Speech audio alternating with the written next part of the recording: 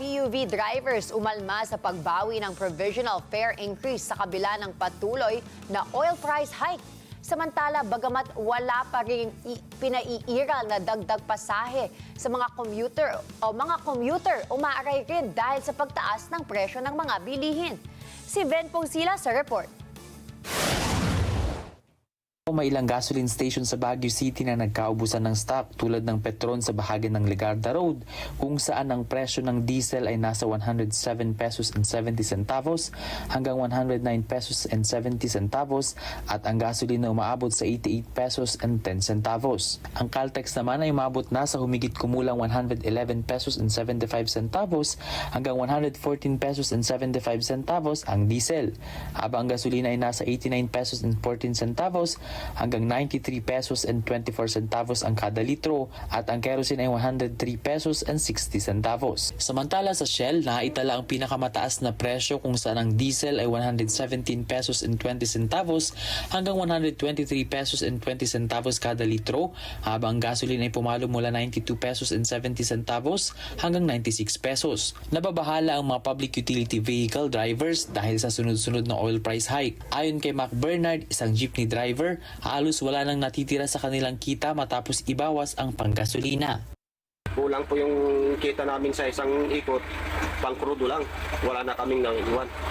Kaya yun ang pa namin, na-postpone pa yung piso na dagdag sa pamasahe sana. Yun lang sana mapupunta sa amin. Wala. Tsaga-tsaga na lang.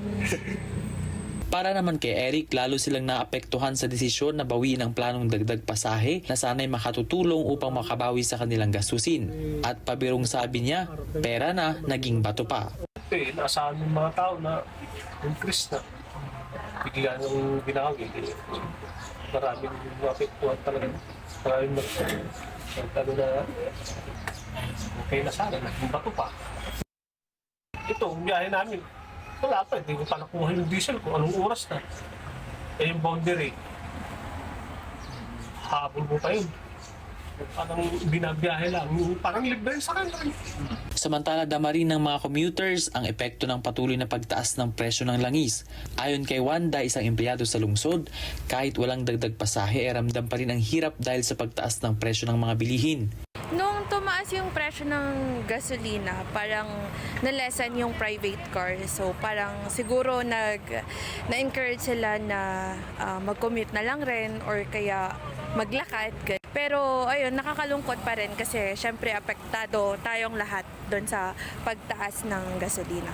Mahirap, lalo na sa mga commuters na tulad ko, lalo sa mga bumibiyahe pa ng malayo. Nananawagan naman ang mga driver at pasahero sa pamahalaan na magpatupad ng konkretong hakbang upang maibsan ang epekto ng oil price hike.